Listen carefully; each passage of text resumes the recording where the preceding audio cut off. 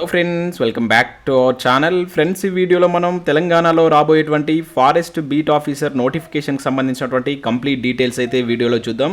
ఈరోజు morning education update video కింద మన ఛానల్ సబ్స్క్రైబర్స్ చాలామంది అభ్యర్థులు ఈ ఫారెస్ట్ బీట్ ఆఫీసర్ నోటిఫికేషన్ సంబంధించినటువంటి కంప్లీట్ డీటెయిల్స్ తోటి వీడియో చేయమని చెప్పేసి అయితే అడిగారు. సో అందుకే ఈ వీడియోలో దానికి సంబంధించినటువంటి కంప్లీట్ డీటెయిల్స్ అయితే ఎక్స్ప్లెయిన్ చేస్తాను. సెలెక్షన్ ప్రాసెస్ అనేది ఏ విధంగా ఉంటుంది అండ్ ప్రీవియస్లో సో ఏ సబ్జెక్ట్ నుంచి దీనికి సంబంధించి ఎన్ని క్వశ్చన్స్ అడిగాడు అనేది కూడా మీకు లాస్ట్లో క్లియర్ కట్గా ఎక్స్ప్లెయిన్ చేస్తాను. వీడియోను ఓపిక్గా చివరి వరకు చూడండి. చూసిన తర్వాత మీకు ఏమైనా డౌట్స్ ఉంటే అడగండి, మళ్ళీ దానికి సంబంధించిన రిప్లైస్ కూడా ఇవ్వడం జరుగుతుంది.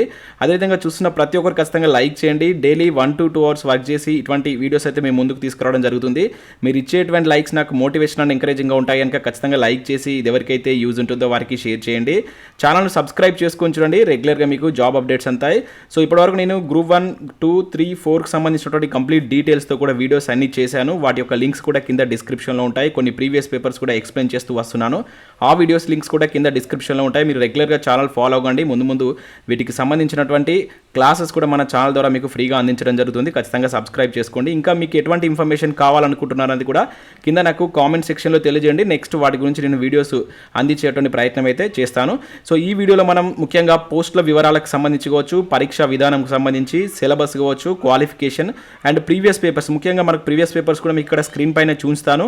వాటి యొక్క పీడిఎఫ్స్ కూడా మీకు ప్రొవైడ్ చేస్తాను. ఏ సబ్జెక్ట్లో ఎన్ని క్వశ్చన్స్ వచ్చాయనేది కూడా మీకు క్లియర్గా చెప్తాను ఎండింగ్లో. అండ్ ఏ బుక్స్ చదవాలని కూడా చూద్దాం.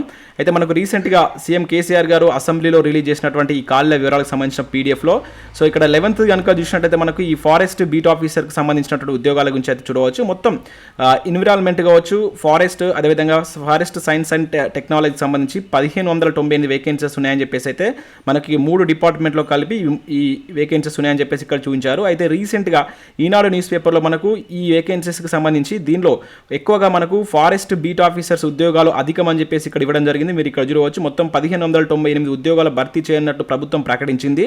ఇందులో అత్యధికంగా అటవీ శాఖలో మనకు 1367 ఖాళీలు ఉన్నాయని చెప్పేసి, అదేవిధంగా అవి కాకుండా ఇంకా ఫారెస్ట్ రేంజ్ ఆఫీసర్స్ అనుకో చూసుకుంటే 8, ఫారెస్ట్ సెక్షన్ ఆఫీసర్స్ చూసుకున్నట్లయితే 49 వేకెన్సీస్ ఉన్నట్లుగా మనకు ఈనాడు న్యూస్ పేపర్లో రీసెంట్గా వచ్చినటువంటి న్యూస్. ఈ రోజు కూడా మనకు న్యూస్ పేపర్లో సో 1598 పోస్టుల భర్తీకి త్వరలోనే నోటిఫికేషన్ అంటూ మనకు అటవీ శాఖ మంత్రి అయినటువంటి ఇంద్రకరణ్ రెడ్డి గారు నిన్న అసెంబ్లీలో మాట్లాడుతూ సో త్వరలోనే వీటిని భర్తీ చేయబోతున్నట్లు కూడా మనకైతే ప్రకటన ఇవ్వడం జరిగింది. సో ఇప్పటి వరకు మనకు ఈ బీట్ ఆఫీసర్ పైన ఉన్నటువంటి అప్డేట్స్.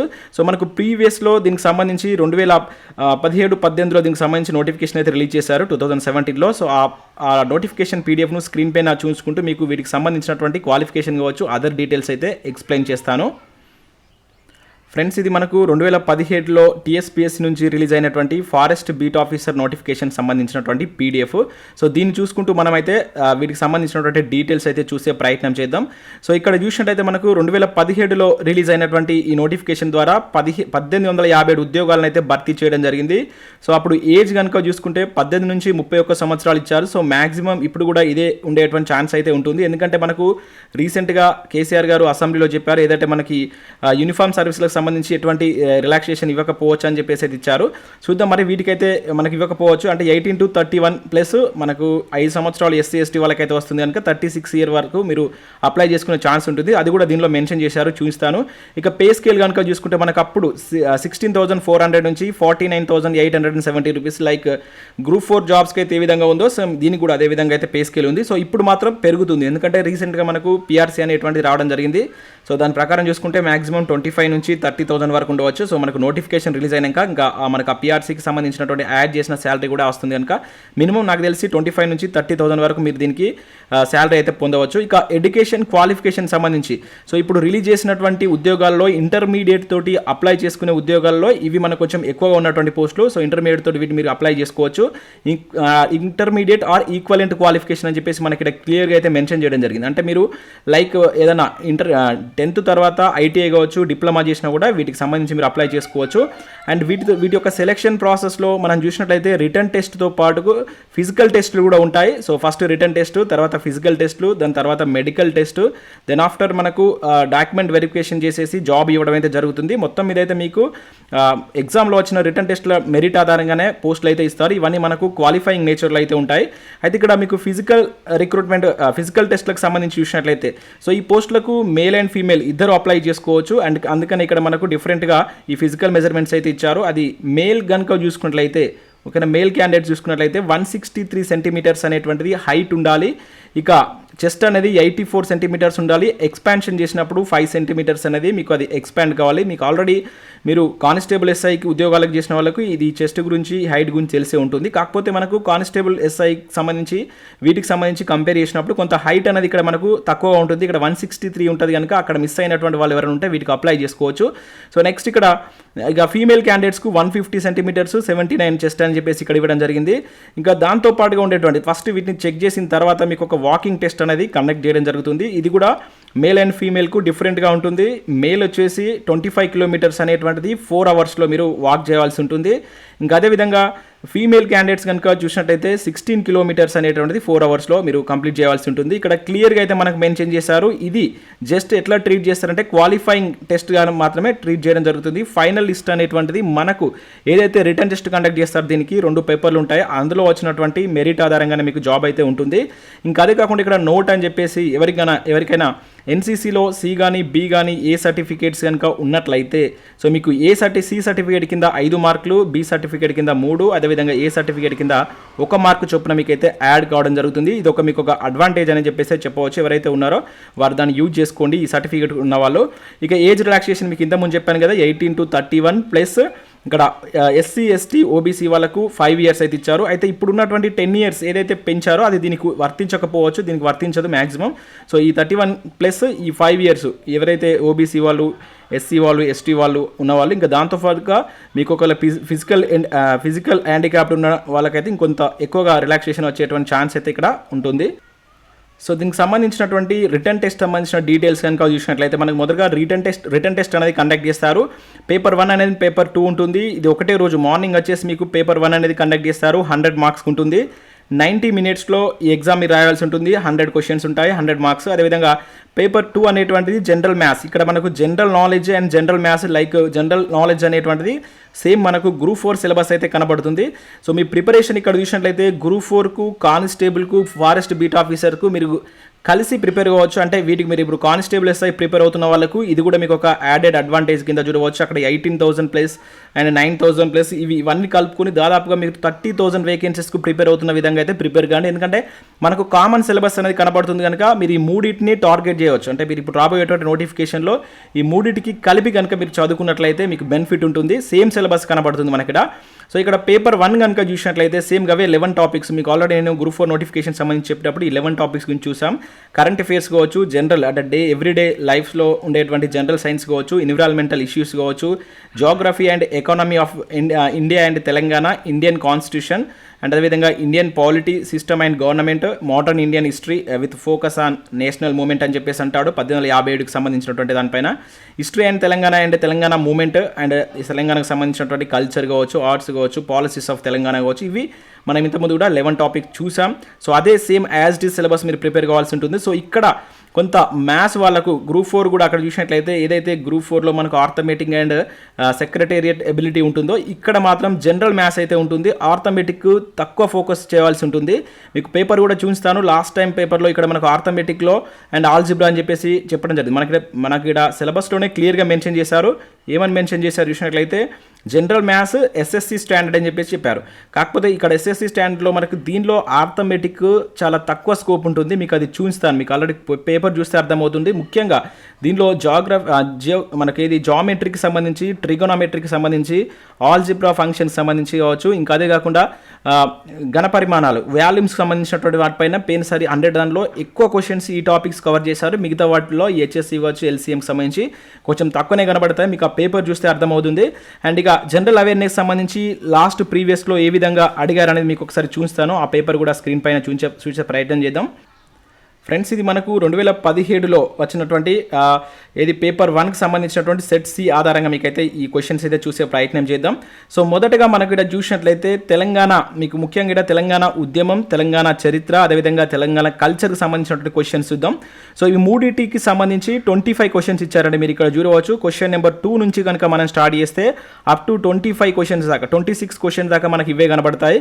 సో ఆ క్వశ్చన్స్ యొక్క సరళి కనుక మనం ఇక్కడ చూసినట్లయితే ఫర్ ఎగ్జాంపుల్ ఇక్కడ హైదరాబాద్ అని చెప్పేసి ఎవరన్నారు? హైదరాబాద్ ఫర్ హైదరాబాదీస్ అని చెప్పేసి ఈ నినాదాన్ని ఎవరిచ్చారని చెప్పేసి మనకి ఇక్కడ సెకండ్ క్వశ్చన్ అయితే అడగడం జరిగింది. మనకి ఇది ఎవరిచ్చారనేది ఇక్కడ ఆన్సర్ వచ్చేసి మనకు జమియత్ రియా మామే నిజాం అనేటువంటి పర్సన్ మనకి ఇవ్వడం జరిగింది. హైదరాబాద్ అని చెప్పేసి. ఇక నెక్స్ట్ రుద్రమాదేవి పాలన కాలంలో కాకతీయ రాజ్యాన్ని సందర్శించినటువంటి యూరోపియన్ బాటసారి ఎవరని చెప్పేసి మనకు అడగడం జరిగింది. సో మార్కో పోలో, మనకు ముఖ్యంగా ఎవరు రుద్రమాదేవి కాలంలో మార్కో పోలో రావడం జరుగుతుంది. దీనికి సంబంధించి మనకు కాకతీయుల హిస్టరీకి సంబంధించిన క్వశ్చన్ ఇది. ఫస్ట్ వచ్చేసి కూడా మనకి హిస్టరీ విభాగం నుంచి అడిగాడు. ఇంకా వరంగల్ కోట నిర్మాణాన్ని ప్రారంభించింది ఎవరు అని చెప్పేసి ఇక్కడ కాకతీయులకు సంబంధించి కనుక చూసినట్లయితే వరుసగా మనకు ఒక 3 క్వశ్చన్స్ ఇక్కడ మీరైతే చూడవచ్చు. సో మన కాకతీయ కోట నిర్మాణాన్ని ఎవరు స్టార్ట్ చేశారు? రెండవ ప్రోలోడ్ స్టార్ట్ చేయడం జరిగింది. మొత్తం మీద దీన్ని ఒకరు స్టార్ట్ చేస్తారు, ఒకరు కంప్లీట్ చేస్తారు, మధ్యలో ఒకరు దాన్ని పునర్నిర్మాణం చేయడం జరుగుతుంది. అట్లా 3 ఉంటారు. ఇంకా అదే కాకుండా పండితార్థ చరిత్ర రచయిత ఎవరని చెప్పేసి ఇక్కడ 6వ క్వశ్చన్ చూడవచ్చు. ఇది వచ్చేసి మనకు పాల్కుర్కి సోమనాథుడు. అంటే హిస్టరీకి సంబంధించి క్వశ్చన్స్ ఇక్కడ కాకతీయుల్లో మనకు 3 అడిగారు. అదేవిధంగా నిజాం సంబంధించి కూడా ఇక్కడ సికింద్రాబాద్ పట్టణాన్ని నిర్మించినటువంటి నిజాం రాజు ఎవరని చెప్పేసి అడగడం జరిగింది. మనకు 3వ నిజాం అయినటువంటి సికిందర్ జా మనకు దీన్ని నిర్మించడం జరుగుతుంది. సో ఈ విధంగా మనకు క్వశ్చన్స్ అయితే ఉన్నాయి. సో ఇట్లా మీరు క్వశ్చన్ చూసుకుంటూ వెళ్తే ఇక ఉద్యమం సంబంధించి చూసినట్లయితే ముఖ్యంగా పాటలకు సంబంధించి ఏది అమ్మ తెలంగాణమ్మ కావచ్చు, అయ్యోనివా అవ్వోనివా అనేటువంటి సాంగ్ ఇక్కడ అమ్మ తెలంగాణ అనేటువంటి పాట మనకు గద్దర్ గారు పాడడం జరిగింది. అయ్యోనివా నువ్వు అవ్వోనివా అని చెప్పేసి ఇక్కడ యూజువచ్చు. ఇది వచ్చేసి మనకు గూడ అంజయ్య గారు రాసినటువంటి పాట. అదేవిధంగా వీరులారా వందనం అనేటువంటి సాంగ్ కనుక చూసినట్లయితే మనకు దరు ఎల్లన్న వాడినటువంటి సాంగ్ ఉస్మానియా క్యాంపస్లో హృదయించిన కిరణమా అని చెప్పేసి మనకు అభినయ్ శ్రీనివాస్ గారు పాడారు. సో ఈ విధంగా అవే కాకుండా ఇక్కడ మిలియన్ మార్చ్ కావచ్చు, టీఆర్ఎస్ స్థాపన కావచ్చు, తెలంగాణ రాష్ట్ర ఏర్పాటు కావచ్చు, కేసీఆర్ ఆమరణ నిరాహార దీక్ష, ఇట్లా ఇది మనకు ఉద్యమ చరిత్ర నుంచి అడిగినటువంటి క్వశ్చన్స్ మీరు ఇక్కడ వీటి యొక్క సరళి చూడవచ్చు. నేను పీడిఎఫ్ లింక్ కింద డిస్క్రిప్షన్లో ఇస్తాను. 610 జీవోకి సంబంధించి కొంత జనరల్ అవేర్నెస్ పేపర్ మరీ అంత హార్డ్ కాకుండా యావరేజ్గా అయితే పెన్సర్ రావడం జరిగింది. సో వీటికి సంబంధించి ఇక్కడ మీరు ఉద్యమ చరిత్ర, హిస్టరీ, అదేవిధంగా తెలంగాణ ఉద్యమం అంటే తెలంగాణ అంశాల మీద 25 క్వశ్చన్స్ అయితే మనకు కవర్ చేస్తాడు. ఇక నెక్స్ట్ చూసినట్లయితే స్కీమ్స్, తెలంగాణ పథకాలకు సంబంధించి కనుక మీరు చూసినట్లయితే 5 క్వశ్చన్స్ అడిగాడు. ఇక్కడ మీరు 5 క్వశ్చన్స్ చూడవచ్చు. 26 క్వశ్చన్ కనుక చూసినట్లయితే 28 క్వశ్చన్ నుంచి చూసినట్లయితే సో తెలంగాణ రాష్ట్రంలో ప్రభుత్వం ఏర్పాటు చేసినటువంటి టెక్స్టైల్ పార్క్లకు సంబంధించినటువంటి క్వశ్చన్ చూడవచ్చు. అదేవిధంగా నెక్స్ట్ ఇక్కడ ఇది ఎకనామిక్ సంబంధించిన క్వశ్చన్. ఇక్కడ చూసినట్లయితే కేసీఆర్ కిట్కి సంబంధించిన క్వశ్చన్ అడిగాడు. ఇంకా అదే కాకుండా కళ్యాణ లక్ష్మి పథకం, సో తెలంగాణ రాష్ట్రం కళ్యాణ లక్ష్మి పథకం ద్వారా వెనుకబడినటువంటి తరగతులకు, షెడ్యూల్ కులాలకు వధువరులకు ఎంత ఖర్చు చేస్తుందని అడగడం జరిగింది. మీకు ఈ స్కీమ్స్ గురించి మన ఛానల్లో నేను కంప్లీట్ డీటెయిల్స్ తోటి వీడియో వస్తుంది. ఆల్రెడీ ఒకటి చేశాను ప్రీవియస్లో. ఇప్పుడు అప్డేటెడ్ తోటి కూడా నేను ముందుకు వీడియో తీసుకొచ్చే ప్రయత్నం చేస్తాను. ఆల్రెడీ నేను బడ్జెట్లో ఏ స్కీమ్స్కి ఎంత మనీ అలాట్ చేశారనేది కూడా నేను వీడియో చేశాను. మీరు రెగ్యులర్గా ఫాలో అవ్వండి. నేను మనకు యూజ్ అయ్యేటువంటి వీడియోస్ ఎప్పటికీ చేస్తూనే ఉంటాను.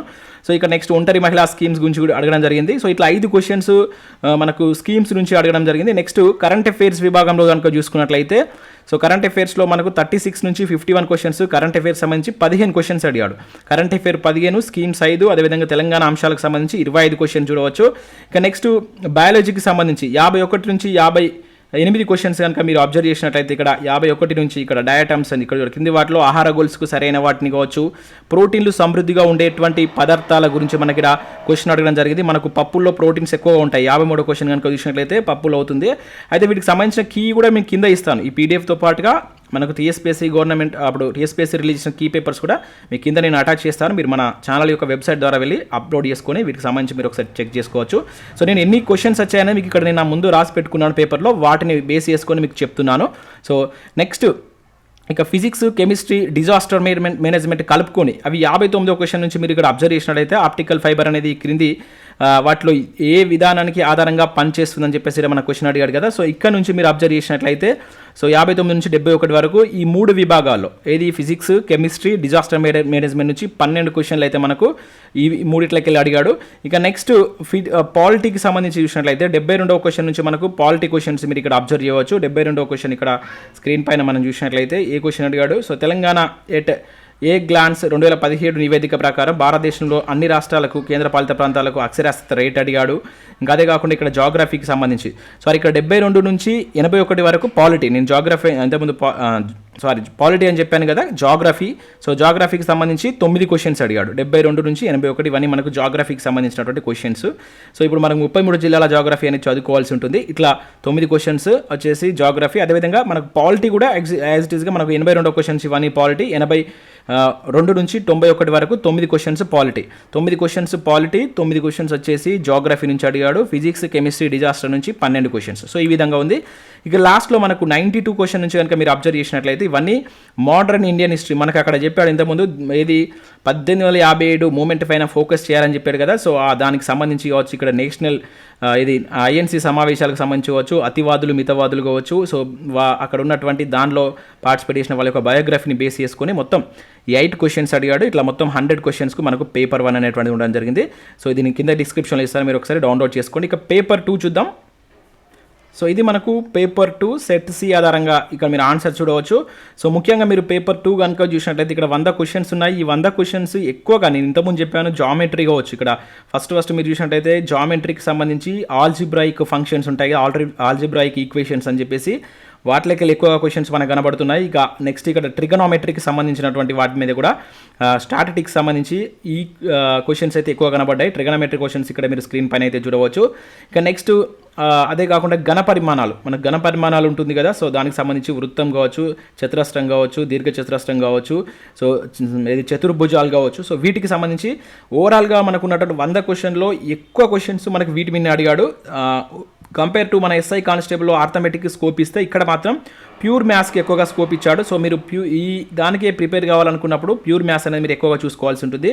మీరు చూడవచ్చు ఇక్కడ ఎక్కువగా మనకు ప్యూర్ మ్యాథ్స్, దానిలో జామెట్రీ, ట్రిగోనామెట్రీ, ఆల్జిబ్రాయిక్ ఫంక్షన్స్ అండ్ అదేవిధంగా వాల్యూమ్స్, ఘన పరిమాణాలకు సంబంధించినటువంటి క్వశ్చన్స్ ఎక్కువ కనబడుతున్నాయి. సో వీటి మీద మీరు ఫోకస్ చేస్తే మంచి రిజల్ట్ వచ్చేటువంటి ఛాన్స్ అయితే ఉంటుంది. సో ఈ రెండింటికి సంబంధించిన పేపర్ పీడిఎఫ్ లింక్స్, అదేవిధంగా వీటి యొక్క కీ పేపర్ లింక్స్ కూడా కింద డిస్క్రిప్షన్లో ఉంటాయి. డౌన్లోడ్ చేసుకొని మీరు ఒకసారి చెక్ చేయండి. ప్రతి దానికి సంబంధించినటువంటి ప్రీవియస్ పేపర్స్ని అందిస్తాను. మీ ప్రిపరేషన్ స్టార్ట్ చేసేటప్పుడు వన్స్ ఒక్కసారి మీరు కంపల్సరీ ప్రీవియస్ పేపర్ చూడండి, అది చాలా హెల్ప్ఫుల్గా ఉంటుంది. మనం చదివేటప్పుడు ఏ విభాగం అంటే ఆ ప్రీవియస్లో అడిగిన క్వశ్చన్స్ కనుక మనకు గుర్తున్నట్లయితే అక్కడ కొంత ఎక్కువ ఫోకస్ చేయవచ్చు చదివేటప్పుడు. అట్లా మీరు ప్రీవియస్ పేపర్స్ చూసినట్లయితే కొంత బెనిఫిట్ ఉంటుంది, మీకు ఈజీగా ఎక్కడ ఎక్కువ కాన్సన్ట్రేట్ చేయాలనేది అర్థమవుతుంది కనుక ప్రీవియస్ పేపర్ కంపల్సరీ చూడండి. సో ఇంకా మీరు మన ఛానల్ నుంచి ఎటువంటి వీడియోస్ ఎక్స్పెక్ట్ చేస్తున్నారు అనేది కూడా కింద నాకు కామెంట్ సెక్షన్లో తెలియజేసినట్లయితే నెక్స్ట్ కమింగ్ వీడియోస్లో వాటి యొక్క వివరాలతో మేము ముందుకు వస్తాను. Thanks for watching. Thank you ఎవరి